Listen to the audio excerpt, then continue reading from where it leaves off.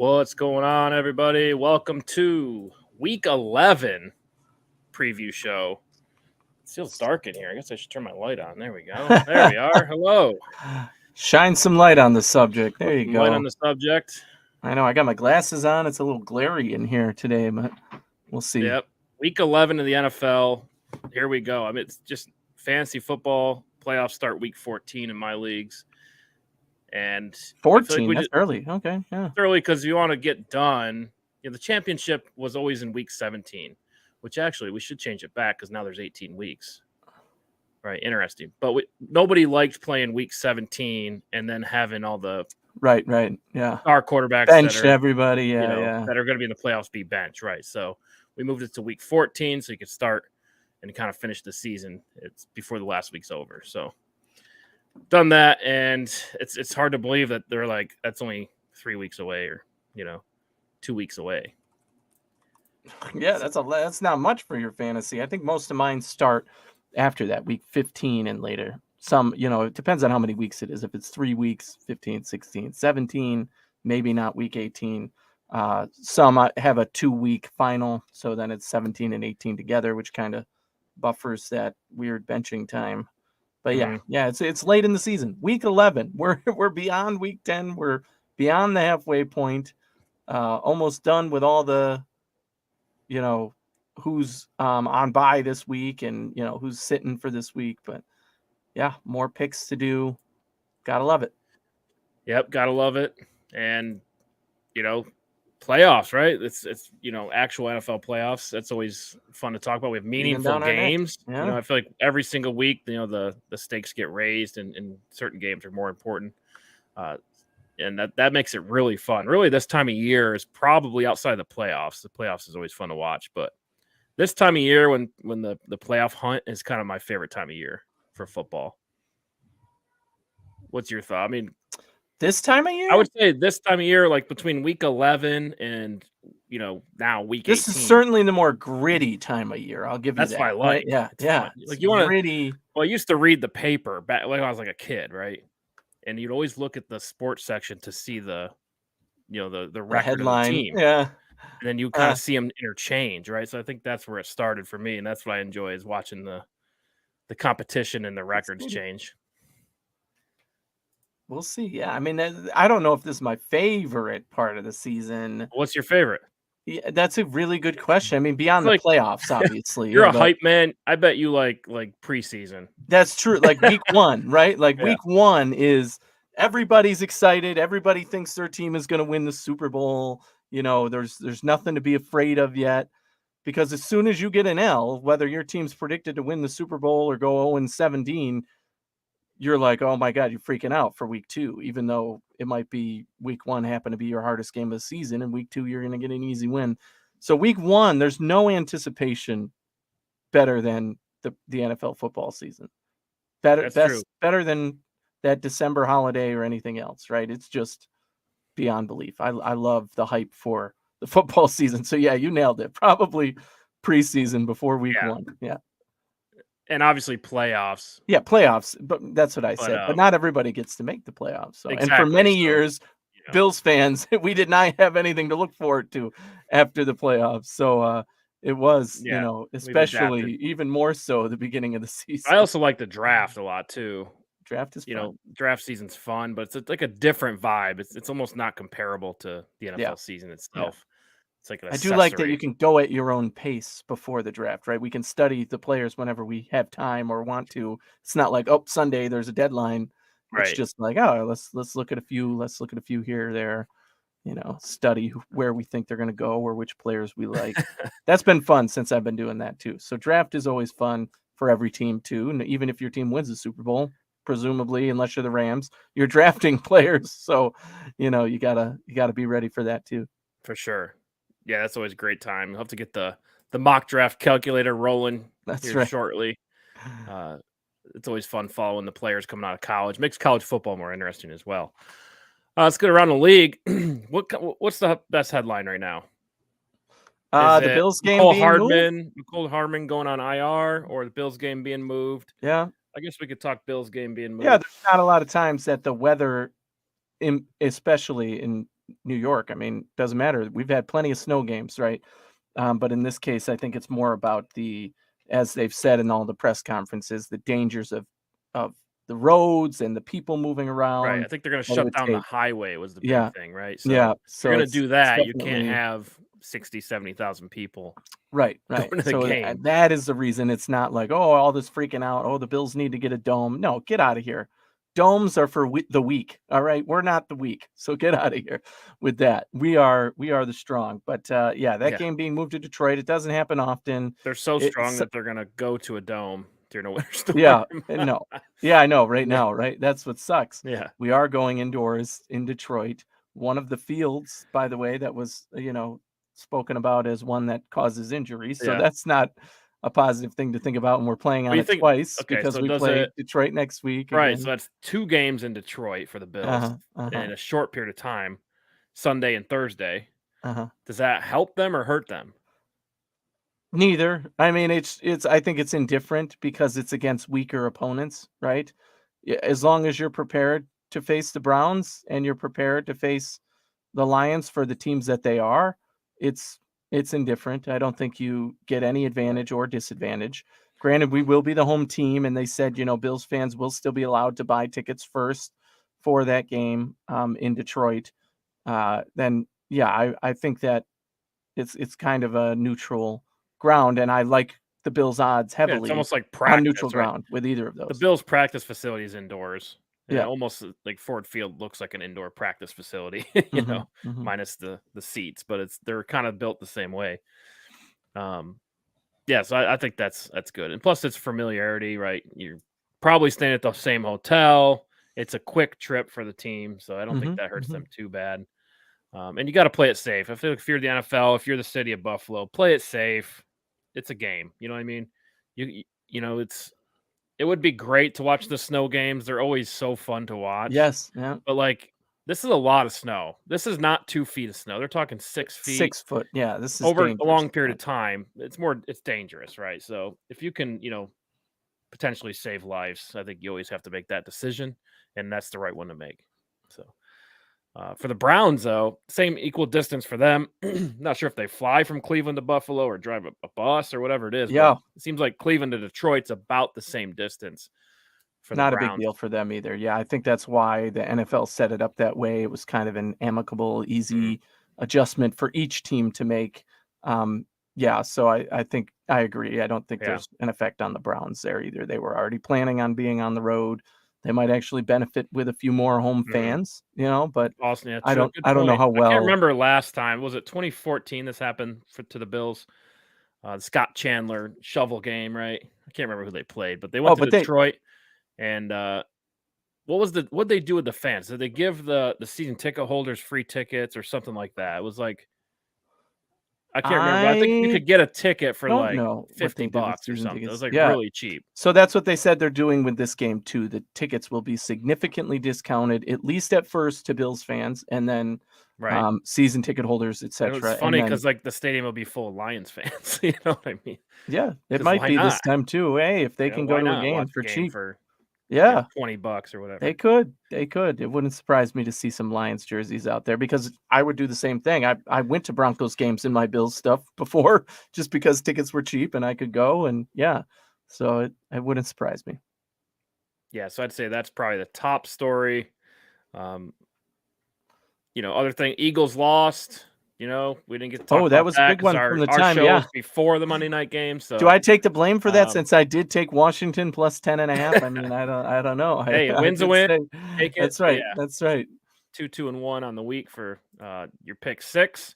So that's 3-2-1. Yeah, 6. 3-2-1. Yeah, so it was a winning week. Yeah, I know when we were talking, it was like 2-2-1. Exactly. One game exactly. left, that game made the difference. So yeah. Yep, that makes sense. We got a good game tonight. Packers and Tennessee, a meaningful Thursday night game. Really, the storyline I think is: are the Packers going to get back to 500? Tennessee, I think, just they have a pretty smooth shot to the playoffs. They're still in the mix for the 1 seed, I would say. But yeah, really the storyline for me, the better storyline is: can Aaron Rodgers, put his money where his mouth is and get this team back to 6-6? Because 500 gets you to the playoffs in the NFC. Oh, certainly, I think Right? it will. And that would be impressive if the Packers could sneak in. It would be very You know, impressive. It would be impressive. It would be. So. And they certainly have their opportunity to capitalize. But you know how I feel about Green Bay this season.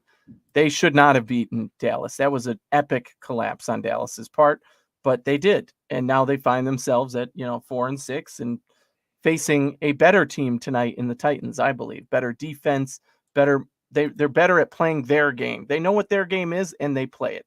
And they play it well, and it's going to be a vulnerability of that Packers defense. So I'm looking forward to seeing this matchup and seeing how it goes. And as much as we would like to see an AFC opponent lose, I don't think that's going to be the case in this one. I do think the Titans are going to solidify their hold on that division and come out with the win. The line is only 3.5. I think it should be closer to 6 or 7 for this game for Tennessee. They've been able to hold opponents and put them away. And Green Bay, I don't think, has the electric weapons that they would like to score against a good defense like Tennessee. Again, they took advantage of Dallas. That's kind of a blip on the radar. They need to prove they can do it consistently. And until they do, I mean, I'm taking the Titans -3.5 or -3 now. It said, look at live action changing here, -3. Oh, yeah. So we always go with bet MGM odds, and they do vary a little bit.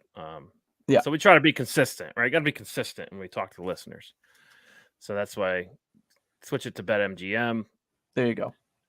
Is there a standard odds? They're all they're on their own thing. Like there's not a they're all within reason. Sometimes there's one that's an outlier, but right. They're all usually right within a half. Well, I'm also happy that the Bills Browns game got moved today, so we didn't have to give betting advice to people when the odds were way wrong because they changed significantly with going to a dome stadium.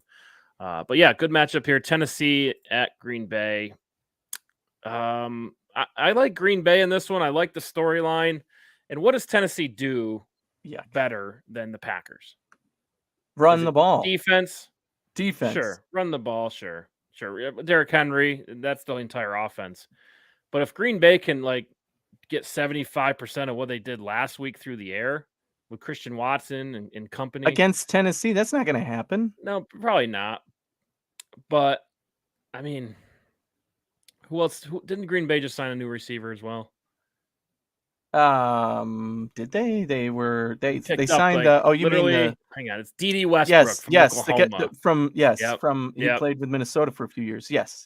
And so I wouldn't expect him to be incorporated at all. No, he's just an extra backup guy. But they're weak on wide receivers still, and they Christian need to figure that out. 3 touchdowns last week against Dallas. Yes, so he did kind of find his stride, and you can say he's got his chemistry. But remember when Romeo Dubes had that, and then everyone thought he was the guy, and it turned out he came back to earth. Christian Watson's going to do the same thing. He's a rookie going against a good defense and a really good coach, by the way, who's aware of the situation at hand and is not going to let Aaron Rodgers look like the Aaron Rodgers of 10 years ago in this game. I don't think. Tennessee giving up 13 turnovers on defense is what they have.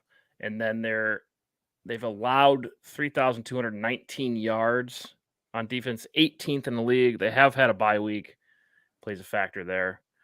But yeah, I like the difference between Romeo Dubes and Christian Watson is he's a top athlete. This is why a guy from North Dakota State can get drafted in the first round.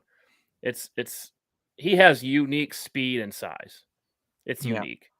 And that's why you saw 3 touchdowns. He can get separation. And with Aaron Rodgers' ability to quick release and put the ball on the spot, that's a dangerous combination. Certainly. So really it comes down to can they repeat the game plan that they had last week? Right? Can he get separation? Mm-hmm. And will the timing be right? If they can, I like Green Bay in this game. But again, it's a big if. That is a big if, and he's a rookie. Remember, he's still just learning, right? So he's going to learn that after you have a good game, people start to pay attention to you more, and they're going to, be on him a little bit more. And yes, he has to learn to put it together. And right now they're in the learning phase when Tennessee is in the winning phase. So sure, but it's week 11 now. Learning phase is over. You and Sterling always said this to me when I said I don't like It's true. rookies starting week 1. Well, they said it only takes a few weeks to get accustomed to the There's NFL. a difference between being a rookie wide receiver and being the guy as a rookie wide receiver, right? If That's what they're Stephon trying to Diggs get him had a to rookie do, next though. to him, there's nobody next to him. He's the guy because there's nobody else there. That's what I'm saying. There's no number one and then you to learn from. You are the guy right now. So, yeah, he happened to have a really good week last week. Now the question is, can he do it in back-to-back weeks? And my answer right now is no, because he's a rookie. He's not set to be the number one guy yet. But he has that kind of athleticism. I liked him. I liked him coming out of the draft. Yeah. I mean, I did too, but So, yeah. I think he can do it. Plus, Tennessee giving up the 3rd most yards to receivers on the season, and also That's a lot. 4th That's a big most stat. touchdowns to receivers. That is big news. That is a big weakness. So If I'm they going can Green exploit Bay. that. I'm taking Green Bay in this one. All right. And let's go over 40.5. I think both, if we're going to go that route and say Green Bay can, attack them through the air, I think you get points. Yeah, I think it ends up 27-20 Tennessee. So I'm on the over as well. All right, so let's pause there. That's the Thursday night matchup. That's what we're taking. Let's go up with your best bets of the week before we get into the matchups here. Sure. Definitely. Yeah. So here 3, we go. 2, and this 1 week. last week. Number one, the Minnesota Vikings. I know, Eric, you're going to say something because you're like, oh, rolling your eyes. Minnesota's always in there. Minnesota or Buffalo. This week it's Minnesota. But the only reason I picked the Vikings here as my best bet of the week, they're playing the Cowboys at home, and they're getting points. So they're already saying, Vegas, right, 3 points just for playing at home, that Minnesota's going to lose the game. Minnesota's peaking right now. And I don't exactly. Minnesota's clicking on all cylinders. They're healthy. They're playing well. Their defense is good. Their offense is good. Dallas is coming off a bad loss where they just got exploited. They have a really good pass rush, but a really weak backfield. I think that the Vikings are going to know how to take advantage of them and play them well and win the game by at least a touchdown. So that's why they're my big bet of the week this week. I just think Minnesota is hitting their stride, and Dallas needs to recover from a bad loss. So that brings me to my number 2. And look at this, my NFC East, or my NFC, they are my NFC East champs, but my NFC title game here is Minnesota versus the Eagles. The Eagles are my number 2 at -6.5 versus Indy. Granted, at Indy. So the game's in Indy. I know Indy just came off a big win, and now they got Saturday as their coach, and all of a sudden they're a good team. False, right? And I know that the Eagles are coming off a loss. They're weak now. They look beatable. Still false, right? The Eagles are one of the best teams in the NFL. I love their roster. It's very well balanced, and they're going to exploit the weaknesses of that Indy team more so than, last week. So I do think, and it's not a divisional game. Remember, that's why I picked Washington with the points last week. So give me Philly to win this game by more than 6.5, but I think they end up winning it by 2 scores or more to really make a statement that they are the team to beat in the NFC. So they're my number 2 pick. My number 3 is the Kansas City Chiefs -5.5. And I know you might be surprised. This is a division game, but they're playing the Chargers. And we've talked about the Chargers significantly on this show and throughout this year. They're very underperforming. They're very underwhelming. Herbert doesn't look like that guy anymore. Their wide receivers are banged up. We don't know who's playing and when. The Chiefs have been firing on all cylinders. I just think that they're going to be more ready for this game, which is at the Chargers, than the Chargers will be. So give me Kansas City -5.5. I think they win by a touchdown. And then we move on to my number 4 bet of the week, the San Francisco 49ers -6. This is the Monday Night Football game at Arizona. I just think San Francisco here, they're playing their type of football, and they're going to exploit an Arizona team who has injuries and is unsure about the status of Kyler Murray currently. We'll talk more about that when we preview this game in a bit. But I just think the 49ers are capable of beating anybody right now as long as they play their style football. So give me the 49ers -6. At my number 5 pick of the week, it's the Washington Commanders once again. This team has come back from the dead and has been playing really well over the last 3 or so weeks, really, and gotten some wins out of it. This week, they're playing a Houston team, Texans team that I think they are capable of beating. They're just the better roster when it comes down to it.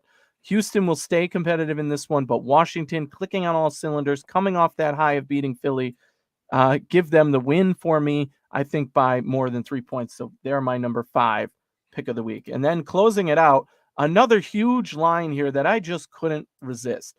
The Carolina Panthers plus 13. This to me seems a little strange, right? The Baltimore is playing at home. They're playing Baltimore in Baltimore. And Baltimore has not played well at home this year. They've had a lot of difficult losses, a lot of big comebacks. And Carolina's been playing really well and getting the W's. So how can you say that, Carolina is going to lose this by more than 2 touchdowns, not even 2 scores? I could see them losing maybe by 7 to 9 points, but 13 is just way, way too many. So give me Carolina plus 13 as my 6th bet of the week. So that gives you my pick 6 for week 11. At number 6, the Carolina Panthers plus 13. At number 5, the Washington Commanders -3. At number 4, the San Francisco 49ers -6. At number 3, the Kansas City Chiefs -5.5. At number 2, the Eagles -6.5. And my number 1 bet of the week, those Minnesota Vikings plus 1.5. Yeah, it looks pretty good. I mean, yeah, you play the odds like these are all winning teams, right? You get your top 3 are the best teams in the league per the record. And then Carolina, Baker Mayfield, though. You know that, right? He's starting. He's playing? Oh, boy. Baker Mayfield. Oh, boy. But It's the run game that counts, right? They're going to run the ball. Did they really say Baker's starting? I did not know that. But he'll get benched in the first quarter plus again. 13 is just too They'll big, put in Sam Darnold, and 13 is still just a crooked. And you got to believe in Heineke right now. I mean, things are going well for them. They have momentum. Exactly. But Josh Allen said, though, you don't want to peak right now. You want to peak if, week 18 going into the playoffs, right? But, yeah, Vikings peaking. I'd say the Commanders are peaking right now, so those are 2 good picks. And the 49ers, I really don't know yet. On paper, they should win every game. Exactly. They should. If they play their style football, they got to get it done. All right, we got Anthony Romeo on the season, the entire season. This includes the money line and the spread. Do you pick the money meter as well, or the money line, not the money meter? Yeah, I picked the money line, spread, and the over under. Okay, so you pick all 3 phases. 248 and 195. That's 55% on the season. Pretty darn good. 36 overall on Tally site. Yeah. Out of about 400, right? Yeah, so that's pretty good. I'm happy to be there still, even on a down week. So actually last week I went down a few spots, that I'm still in, the top 40 of 400, the top 10%. That's pretty darn good on the season, and looking to climb back up there. And by the way, not all of those people ahead of me make all of the picks for the week. Most of them only do some of it, right? So it's by percentage. You can go in there, you can just do the spread, right? And if you're good at that, it'll raise your ranking. But 55% at this point in the season, I think that's not too shabby at all. Pretty good place to be. Apparently the highest ranking Anthony on the list as well. Yes, best Anthony in the game. At least you can always wear that crown, right? Yeah. Right. All right, let's get back to the games here. Pull up our screen for our viewers. Doing the picks next. Yeah. So here we go. Start. Yeah. Back to the picks. And you picked Tennessee. I picked Green Bay for Thursday night. And let's get into Detroit at the New York Giants. Big game for the Giants here, right? You're only 1 game away from Philadelphia. I think you still have to play them twice, right? They still have to play them twice. I'm going to look that up quick. Yes, they do. They have not played Philly at all yet. Right. So the Giants do play Philadelphia twice. It looks like week 18. And then if I go backwards, 17, 16, 15, 14. So December 11th and January 8th. So big game. This is one you got to win if you're a good team, right? So who are you taking in this one? I'm taking the Giants. I do think they just need to win this game. Detroit coming off a high. They had that huge comeback win against a divisional opponent. They have to be feeling good about themselves. It's never easy for the Giants. It's not like the Giants run away with games. It's always 1-score games. Always just doing their job to get the W, and that's all they need to do. And I think they do that again here. They probably win by 6 or 7. I think the Lions are going to score points and keep it competitive. But the Giants ultimately have to get the win here. Like you said, the tougher part of their schedule is still in front of them. And if they want to make the playoffs, they need to pick up these wins. Right. This one's one you're supposed to win. Right now, Giants are 5th. They're the number 1 wild card spot in the playoff race.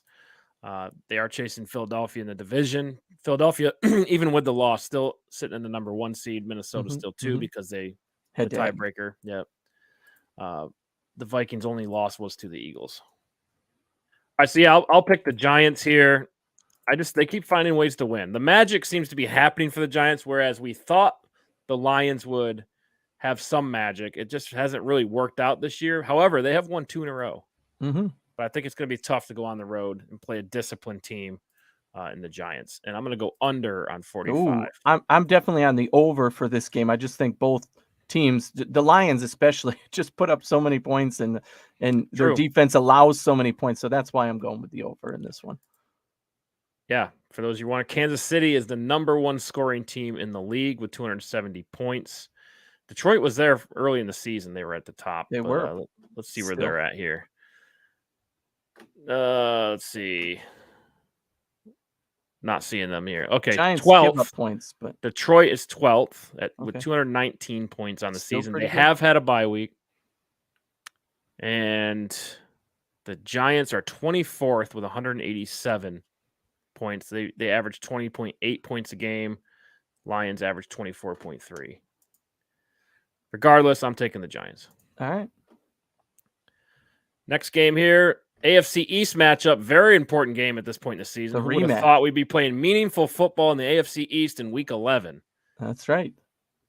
The 6-3 New York Jets at the 5-4 New England Patriots.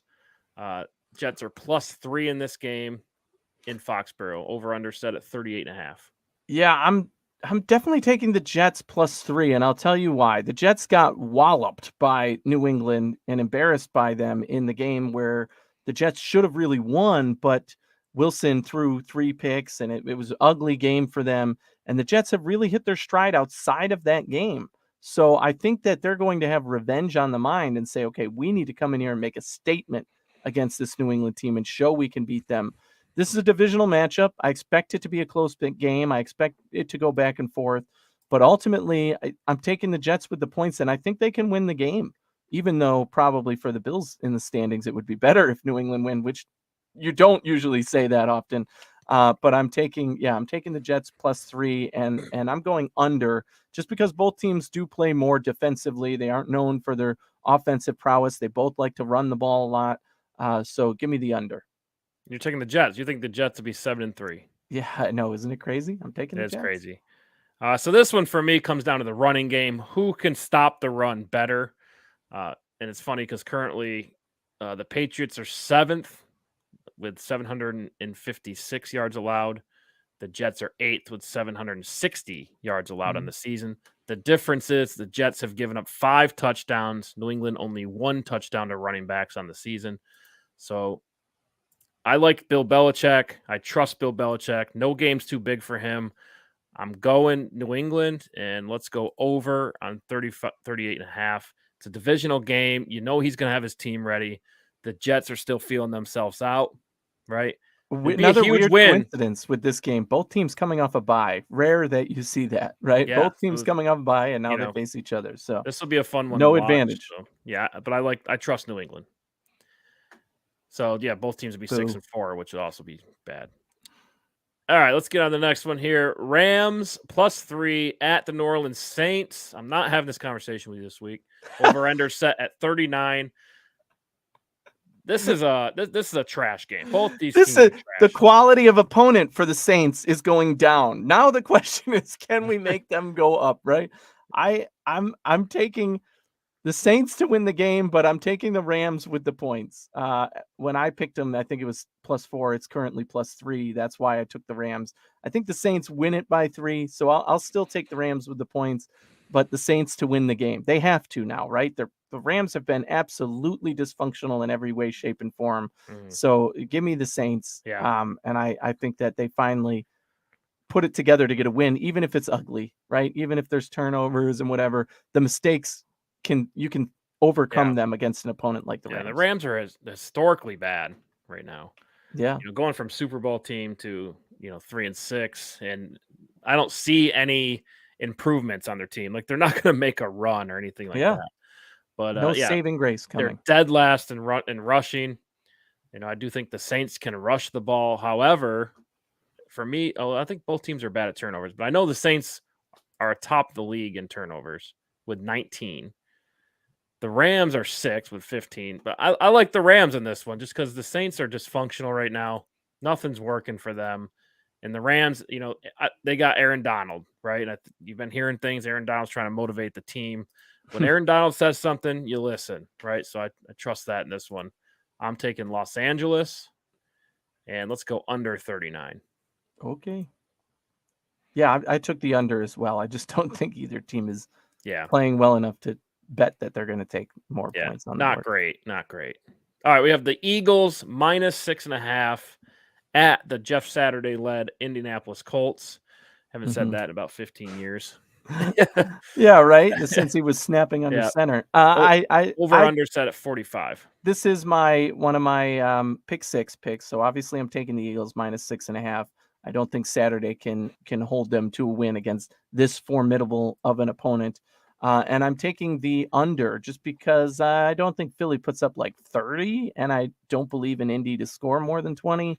So I'll take the under 45, but Philly to win it by more than 6.5. I mean, this is just you can see a huge opportunity for the Colts here, right? It's at home. You won last week. You can get back to 5-1. Now you're back in the playoff conversation, right? You could turn this whole thing around with a win here. Jeff Saturday, the saving grace if they beat Philadelphia. That would be nuts. Yeah, and I think it's going to be close because the opportunity is present for the Colts, if that makes sense. Right? You're the best team in the league, per their records, coming to your house. They had 200 Your life yards is on the line. Week. You're certainly going to get their best effort because they have the Colts are healthy now. Matt Ryan's back in the mix. The Peyton Manning years when he couldn't throw anymore. He didn't have to do a lot. Just be smart with the football. Ride it, Jonathan Taylor. I think they keep it close. So I think Eagles pull it out late, but I'm going to go Colts +6.5 and over 45. Anything to add? What? Anything to add to that one?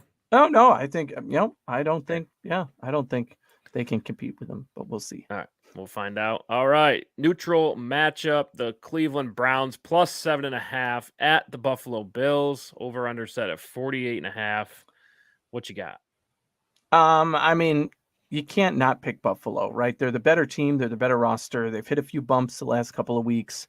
But Buffalo -7.5, they should easily beat this Cleveland team on any turf, for any reason, in any weather, right? Cleveland has been struggling despite the fact that they have Nick Chubb, and the Bills have struggled against the run. So there's worries about Nick Chubb. Nick Chubb's going to get his. Give him 100 yards and a touchdown. That's not good enough to beat the Buffalo Bills. And that's what it comes down to for me.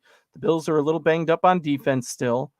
But again, those guys who are playing are going to be out there playing against more subpar opponents. Hopefully this is the week we finally see some Trey White. Maybe not, but I hope so, because again, Amari Cooper is the best thing the Browns have to throw at. And our defensive backs are pretty healthy and are pretty good. And, Poyer's coming back in this game, is expected to play in this game. So I certainly hope that's the case as well. And if that is the case, I mean, I don't see a scenario where the Browns, although I've preached all season long the same thing with the Browns, give it to Nick Chubb every single play, no matter what, and you'll win a game. And they've refused to do that. And I don't think they're going to be able to, come back against a team like the Bills on the back of Jacoby Brissett, even on a neutral field. Right. That's an interesting matchup here because Cleveland is really effective at running the ball. At 16 touchdowns on the year. They're currently, I think, 6th in rushing yards. So that's their strength, right? The Bills, that's kind of been their weakness over the years. I think you could argue even though their standards high, right? The weakness of the defense is stopping the run. Yes. Maybe it's not a weakness, but The week Always has been for years. the thing they're least good at is stopping the run. Yes.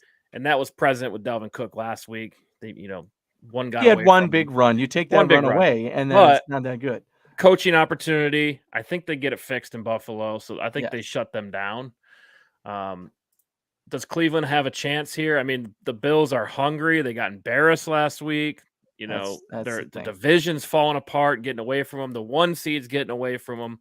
The pressure is on. A in lot more all motivation aspects. from Sean McDermott this Right. week. A lot more in his box This for is this true. one. Yep. So that plus, couple that with, I had a stat here, passing defense. Cleveland Browns giving up 13 touchdowns in this middle of the road. But the other stat was, yes, takeaways. The Bills are giving up a lot of turnovers, but Cleveland's not good at taking the ball away. 28th in the league in takeaways with only 8. So I like the Bills. I don't see any shot for. And I'm taking the over in this game. I do think points will be scored by the Bills and Cleveland. Really, they can, even if they get 20, I think the Bills put up 31. As well. So I'll take. That's what's weird about the Bills. Like they'll drop games, but they'll also, when they do win, they win by 30. 20. So it's that's just what they do. So I don't see a chance for Cleveland in this one. Okay. Chicago Bears +3 at the Atlanta Falcons. Over under set at 49.5. Eric's famous phrase, it's a bounce back league, right? It's a bounce back league. And one of these teams is going to experience a bounce back. Most and one of years them is going to experience the flop, basically, right? So both coming off difficult losses in a week where they should have gotten wins. And they're not in a situation where they can give up wins, right? So both fighting for contention and respect, really. And when I look at these two teams, I just say to myself, which one do I trust more? What do I think is going to happen in this game? And Justin Fields has been turning it on the last few weeks. So I'm taking the Bears +3 with that in mind. I don't think that the Falcons are going to capitalize. They've kind of lost Kyle Pitts this season, meaning he's on the field, but he's not doing anything. And I'm taking the did I go over or under this one? I got to double check to make sure I know the under. That's what I thought, because although both teams have been, formidable and the Bears have been putting up more points, I don't think it's going to get quite to that level. So give me the Bears in the under in what is a grinded out game, but I don't think a very high scoring. So maybe like 23-20 or 24-20 to give the Bears the edge, I guess, because I'm taking the Bears -3. Yeah, interesting. +3. Oh, the Bears are getting 3, so it doesn't matter. 23-20, Bears. Right, and we haven't seen Marcus Mariota really become the playmaker this year, right? He's doing enough, right? He's actually playing pretty well. Yeah. But this has kind of always been his thing. He hasn't taken the next step, right? And this is why he was a backup in Las Vegas, and now this, he gets another shot here, but I just want to see more from him, right? And that's kind of how I feel all the time. Justin Fields, his strength's to run the football, and they can do that effectively. So I like that, but I'm going to take Atlanta just because they're in the hunt here for the playoffs. I think the Bears are wheeling. They're reeling. NFC, right? Anything can happen. They're talking top 5 pick. After right? their loss last week. Motivation's not there. I like the Falcons to, squeeze out a couple wins here and stay in the hunt for the playoffs. So I'm taking Atlanta, taking the over. Enough said. All right. Baker Mayfield led Carolina Panthers +13 at Baltimore. I would rather start Sam Darnold, to be honest, but let them do what they may. I think Baker gets benched within the first quarter again. And again, this is one of my pick 6 games. So yes, I'm taking Carolina +13. I think Baltimore wins, just not by more than a touchdown. So give me Carolina +13 and the over in this game. I think, again, with the points that Baltimore's given up at home in order to win, it's going to be a more high-scoring affair. Yeah, 13's tough. That's a tough number. I'll go Baltimore. I just think it's a blowout. I don't see. Okay. Look, Baltimore's going to score a lot of points. The Panthers just don't score points. unless it's in their division. Yeah, you know? right. So I'll take Baltimore over 41.5, and they get the important win at home.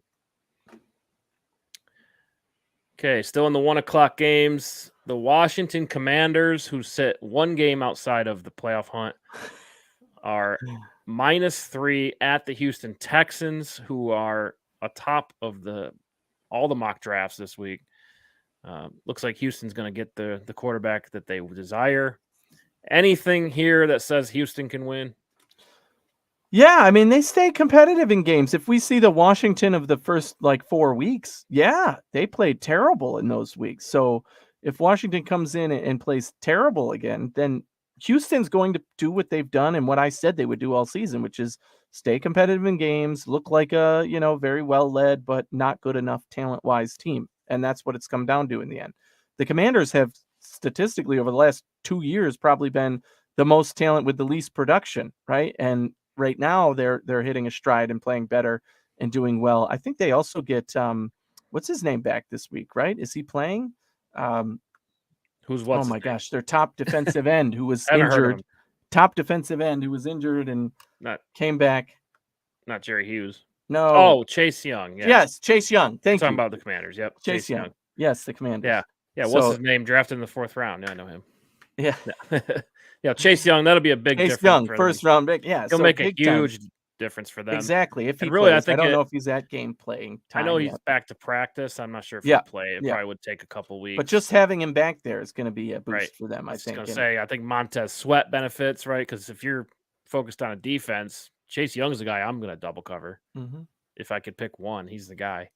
So yeah, that will help that'll help the defensive line as a whole. It'll help the entire defense. But I don't know if you saw Ron Rivera's emotional locker room speech last week after they beat the Eagles. I did not. Ron Rivera grew up in a military family, lost his mother recently, and couldn't even get a word out. He was emotional. So the team's playing for him. He's a respectable guy, and I think the team's really bought into what he's selling.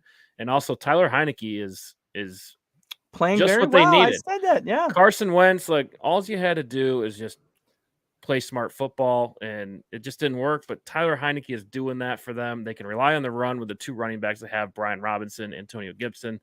I like the Commanders, and the AFC and NFC East they're loaded this year, and I don't think anybody saw that coming. Yeah. The real question is, which broadcast team is Carson Wentz going to join next year? Because he is not playing football anymore. That is just, I mean, this is another full flop. You put in Tyler Heineke, and the team gets so much better. Carson Wentz not getting another chance. He could be the best backup in the entire league. No. I would not want him even close to my roster. Who's a better backup quarterback? Anybody. Heineke. Look at him. He's friggin' playing right now. He's a starter. Heineke's a starter. Not a yeah. Oh, well, he's not really a starter. Well, he's a backup quality guy. He's going to be your 20 to 32. He could start from I do not want Wentz anywhere near my roster. He's a curse. Yeah, we'll go talk about that another day. Anyway. All right. Las Vegas Raiders plus 2.5 at the Denver Broncos. How disappointing are these teams? Right. And this matchup. We all thought the AFC West would be the tough division this year, but I think I called this and said there's a huge gap between the Chargers, Chiefs, Raiders, and Broncos. That has proved to be true. Another report I saw on Twitter, so bear with me on the sourcing here. But Russell Wilson's calling Seattle protections. I didn't want to know say this is a radio show. They had a former offensive line coach on this radio show. Check it out. Russell Wilson calling Seahawks so he's confusing calls. His own teammates. Well, so he's disagreeing with the offensive calls of Nathaniel Hackett. He's calling his old ones, and nobody knows what he's doing. Yeah. Dude's lost his mind. Give me the Raiders. Yeah, I'm taking the Raiders in this one, too. I just don't know. They had such a heartbreaking loss last week. They were, confused, and, oh, my God, why are we losing? And, again, the Broncos, they just can't score more than 10 points no matter which opponent they're playing. So give me the Vegas Raiders and the under in this one. Yeah, so the Denver Broncos dead last in points at 131 and points per game at 14.6. They've been historically bad. And the difference between the most points and least points is, let's say the Chiefs have 270, Broncos have 131 points on the season. Huge difference. Mm-hmm. But yeah, Broncos they're really bad. So give me the Raiders. All right. The other 4:00 game, the Dallas Cowboys at the Minnesota Vikings. Your best bet? This is my big bet of the week, and I already told you why. The Minnesota Vikings getting points at home after what the streak they're on with no injuries. This is crazy to me. Can you think of it? Am I wrong here? Is this something I'm missing? Why would Dallas be the favorite in this game, given what we've seen? It is weird they're the favorite. I don't like that they're the favorite. Yeah. But I just think go ahead. Minnesota wins, so that's why. And I'm taking the over in this game as well. I just think points are going to score. Yeah, especially after Justin Jefferson. Oh, my God, that guy's good. Yeah. I don't know, man. I don't know. Well, I'm all about momentum. I'm going to take Dallas on the road. Mike McCarthy really wanted that win last week in Green Bay. Didn't get it. The Eagles are now lost a game. The Commanders are looking pretty swell, right? So Dallas, the pressure's on for them. And I think they have to, find a way to win this game. And that's what I'm going to go with. They're going to find a way. Okay. Because the pressure's really on, whereas Minnesota's kind of riding high, right? That's what I'm going to go with. All right. You're disagreeing with my big bet of the week. I don't like that one bit. Yeah. But this is should be a competitive these game. These are two good teams, right? Exactly. It should be a competitive game. Go either way. And I think they're similar. They're balanced, right? Both of these teams are balanced. But right now, if this were a playoff game, you'd pick Dallas? No, I wouldn't. I'd pick I just think, playoffs different because both teams kind of grind it out. In Minnesota? I mean, even if you think I don't think that's crazy. Even if it was a playoff game, I don't think it's that crazy to pick Dallas over there. It's not, but I'm taking Minnesota. And I don't think anybody can stop Justin Jefferson right now. But there's no way you can have 2 miracle weeks in a row. Yeah. But Hawkinson's a game changer for the Vikings as well. But I just think it's a momentum game. The NFL is always close. I think it's Dallas's turn. Okay. Dallas has weaknesses. I don't see weaknesses in the Vikings right now. They're good everywhere. They're not great, but they're good. They're good. They're good in the fourth quarter. That's their biggest. They're great in the fourth quarter. Yeah. All right. The last 4:25 game, AFC North. We have the Cincinnati Bengals at 5-4, at the Pittsburgh Steelers at 3-6. Mm-hmm. Bengals are -3.5. Over and under set at 41.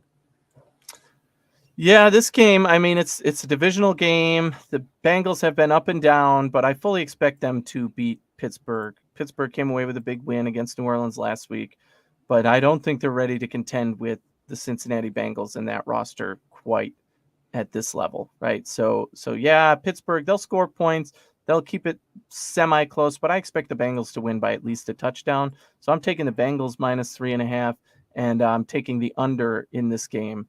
I don't think Pittsburgh's going to put up 20 points against Cincinnati. I'd be impressed if they do. But, give me Cincy and the under. Yeah, I like Cincy as well. I just think Cincy can do a lot more than what the Steelers do. Steelers can't find a way to run the ball, which is very frustrating, right? Because you have a rookie quarterback. You have Najee Harris. You should be running the football, but I think their offensive line has a lot of issues. They always had a great offensive line, but they've recently turned that over. Right, all 5 of those offensive linemen are replaced. So, young group there, a lot of late round picks. It's just not gelling right now. So, give me Cincinnati, and I'll go over 41. Okay, Sunday Night Football. Basically, the Chargers' last chance to have any shot at the AFC West. Yes. Kansas City Chiefs -5.5 at the LA Chargers +5.5. Over under set at 52. What are we thinking here? Kansas City's got 2 receivers out. Juju Smith-Schuster and McCole Hardman are going to be out for this one. Does that matter at all? Chargers still weak. Still have Mike Williams out. Still have Keenan Allen out. What are we thinking? That Patrick Mahomes still has Travis Kelce and warm body playing on the other side. So, I mean, yes, I'm taking Kansas City -5.5. Los Angeles Chargers have not been able to show me anything worth picking them for in the last couple of weeks, or really the whole season. And I think Kansas City still one-ups them and still is better than them, even if they have players coming back. I don't think Williams is coming back this week, but I think that Keenan Allen might come back this week. Still not a difference maker, I think, in terms of the outcome of this game. He's a difference maker on the field, don't get me wrong there, but not in the outcome of this game. Give me the over, because I think these two teams always duke it out, and it's, Kansas City's going to give up points, but I think they win by a touchdown when it's all said and done. And yeah, this is what's tough, is the line at 5.5, because the Chiefs have had 4 games on the season decided within 3 points. One of those games being the Chargers. And yeah, I think this is the last chance for the Chargers to, kind of showcase, hey, we are a contender in this division. We are a contender in the AFC. I said I wasn't going to pick them anymore, but I'm going to take the Chargers, take the Chiefs with a win by 3. Okay. So I'm taking the Chargers with the 5.5, Mm-hmm. but Chiefs get the win. Fair enough. And I'll go over 52 as well. And Monday Night Football, we'll discuss more on Monday at 7:30 Eastern Time as we give you our Touchback Tuesday, our reaction to all the games from Week 11. Be sure to tune in with us then. What's your initial thoughts here? Well, San Francisco is one of my big bets of the week, my pick 6. But -8. Ooh, it's gone down since I picked them at -6. Now it's at -8 already. That's definitely dependent on whether Kyler Murray plays. I like San Francisco either way, but if Kyler Murray's out, Marquise Brown back too, right? That'll definitely lower that. Yes, right. So that's my initial thoughts. And depending on whether or not he plays, I probably would still take the under in this game, given that San Francisco is a defensive team and Cardinals haven't put up a lot of points. So that Cardinals team, though, with D-Hop, Marquise Brown, that's a nightmare. That's going to be a nightmare to deal with. Sure. We'll see. I think there's going to be some unique concepts that maybe they've been waiting on. You can't guard both these guys, right? So I think maybe Kyler Murray, if he plays, is a big, big factor. I'd have to look at his injury, but I want to take the Cardinals here with the points, just because if you can get Marquise Brown going and DeAndre Hopkins going, like, you can beat the San Francisco That's what team. they've wanted to do. San Francisco cannot pass the ball effectively. You know what I mean? Kansas City blew them out. That was their plan back in April when they made the trade before the draft. Right. But then, D-Hop got suspended. Brown got hurt. Yeah, exactly. Now it screwed up all your plans. But now it's can we bring some of those back? But also, did you see that stat I sent you about Jimmy G? He's 10 my gosh. He's 10-2 when he throws 0 touchdowns. That's awesome. I believe that. That is very Jimmy G of him. I hope in this game he continues to have 0 touchdowns and a win. I'm going to go Arizona with the points. I just think it's going to be close. Yeah. And it's in Arizona, so I like that. And let's go over 43.5. Okay. We'll see. We'll talk more on Monday. Cool. That's all we got. Anything about the game tonight? Tennessee, Green Bay? I like Tennessee. I think that, they'll pull it out. We'll see. It should be a fun game to watch. Should be fun. Yep. One's fighting for their life. One's, content in their divisional lead. Yep, so. For sure. Yeah, good matchup finally. Meaningful Thursday night football. Yeah. Should be good. And we have Thanksgiving games next week. Should be fun. Yep, got to look into that.